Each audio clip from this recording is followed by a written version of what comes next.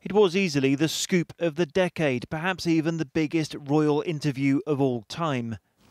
25 years on, Diana's brother Earl Spencer wants an apology. He introduced Martin Bashir to his sister in 1995, but says Bashir showed him faked evidence, and he claims the BBC knew about it and covered it up. I had formed my own opinion of the journalist quite a long time ago, and I knew what he had done to a certain extent. But it was only because of this anniversary that various TV production companies were looking into the real depths of what went on. And they got the Freedom of Information Act, which made the BBC release certain papers.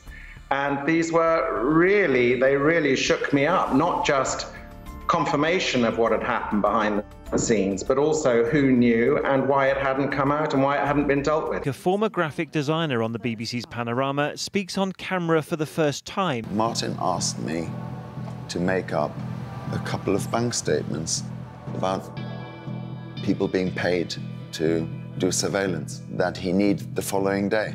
Earl Spencer claims one of these fake bank statements was used to show how a member of his staff was being paid by a newspaper for stories about Diana.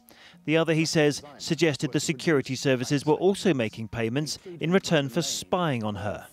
Matt Wiesler says he was never told what the bank statements were for. Prince William was 13 years old when his mother gave her famous Panorama interview in 1995. Today, a quarter of a century later, he says he wants the truth about how the BBC persuaded Princess Diana to do it. Diana's good friend Rosa Monckton spoke to us today about William's statement and why she thinks he could no longer stay silent on this matter.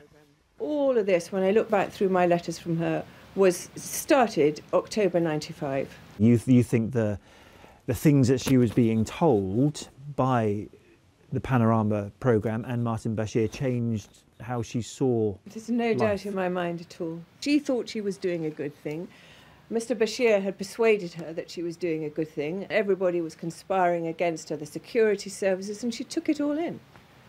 You know, and she was vulnerable. It was a disgusting and disgraceful thing to do. The BBC says Martin Bashir, who's now their religion editor, is seriously unwell and unable to help with inquiries. But he was photographed close to his home on Friday, apparently buying a takeaway.